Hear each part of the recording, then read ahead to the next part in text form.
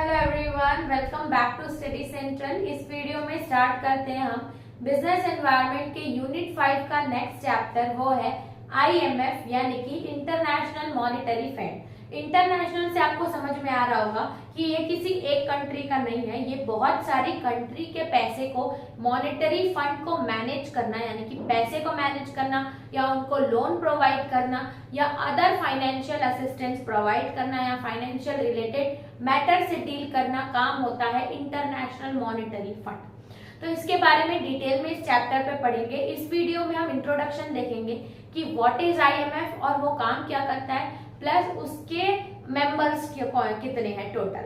तो स्टार्ट करते हैं व्हाट इज आईएमएफ यानी कि what is international monetary fund.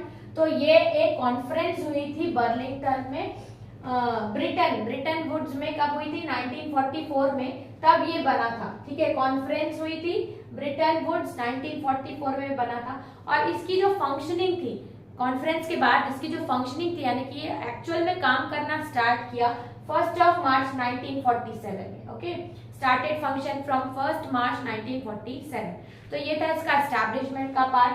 अब ये क्या करता है? ये कहता है monetise international monetary fund secure रखता है पूरे जो भी कंट्रीज है, इसकी मेंबर कंट्रीज के पैसे को।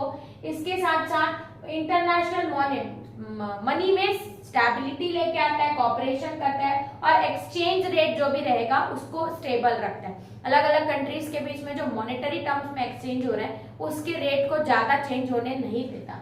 तो to secure international monetary corporation और स्टेबलाइजिंग एक्सचेंज रेट, ये एस्टैब्लिश, यानी कि IMF was establish to secure हमारे इंटरनेशनल मनी की कॉर्पोरेशन प्लस एक्सचेंज रेट को स्टेबल करना। इसके साथ साथ हर कंट्रीज, यानी कि इसका एक काम था कि लिक्विडिटी को एक्सपैंड करना, टू एक्सपैंड इंटरनेशनल लिक्विडिटी, कि हर किसी के पास, हर कंट्रीज के पास पैसा हो और वो पैसा काम आए फॉरेन एक्सचेंज।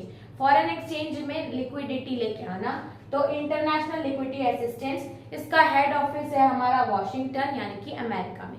अब मेंबर कितनी कंट्रीज है? तो स्टार्टिंग तो ऑलमोस्ट बहुत कम कंट्रीज से होती है, लेकिन अगर मैं इनका स्टेटस बताऊं 1999 का, तो टोटल 182 कंट्रीज मेंबर है इसकी टिल 1999 तक। यानी कि आप सोच सकते हैं कितनी बड़ी कॉर्पोरेशन है इसकी।